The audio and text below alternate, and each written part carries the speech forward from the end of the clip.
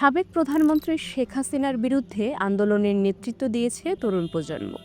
Generation Z বা Gen Z নামে পরিচিত এই তরুণদের অনেকেই এবারই প্রথমবারের মতো ভোট দেবে। বাংলাদেশের ত্রয়োদশ সংসদ নির্বাচনের খুব বেশি দিন বাকি নেই। আগামী 12 ফেব্রুয়ারি ভোট অনুষ্ঠিত হওয়ার কথা রয়েছে। কিন্তু কি ভাবছে দেশের তরুণ ভোটাররা? বার্তা সংস্থা রয়টার্সের সাথে আলাপচারিতায় তাদের অনুভূতি উঠে এসেছে। আগামী মাসে অনুষ্ঠিত হতে যাওয়া জাতীয় নির্বাচন ঘিরে এই তরুণ ভোটারদের মাঝে যেমন আশা ও উদ্দীপনা কাজ করছে, তেমনই রয়েছে সংশয় এবং পরিবর্তনের জোরালো দাবি।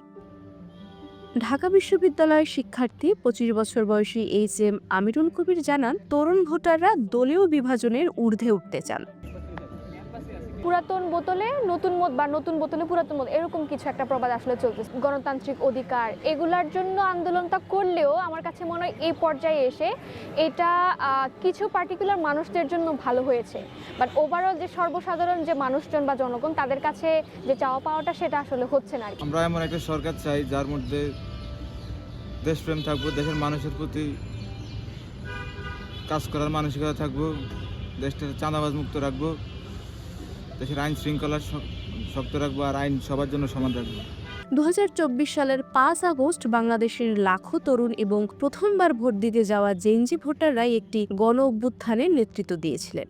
সেই আন্দোলনের মুখে দীর্ঘ প্রায় 16 বছরের এক স্বৈরশাসনের পতন ঘটে এবং রাজপথে ব্যাপক রক্তপাতের পর সাবেক প্রধানমন্ত্রী প্রতিবেশী ভারতে পালিয়ে যেতে বাধ্য হন। আসন্ন নির্বাচনে এই তরুণরাই ফলাফল নির্ধারণে বড় ভূমিকা রাখতে পারেন।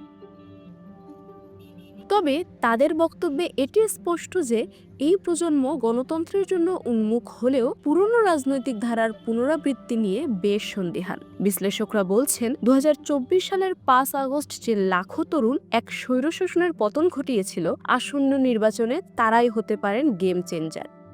বাংলাদেশের প্রায় 13 কোটি ভোটারের মধ্যে প্রায় 5 কোটি তরুণ। এই জেনজি প্রজন্ম এখন সোশ্যাল মিডিয়া এবং রাজপথ উভয় জায়গাতেই সক্রিয়। তারা কেবল প্রতিনিধি নির্বাচন করতে চায় না, বরং ডিজিটাল নিরাপত্তা আইন বাতিল, বিচার বিভাগের স্বাধীনতা এবং পুলিশের জবাবদিহিতার মতো কাঠামোগত সংস্কারের বাস্তবায়ন চায়।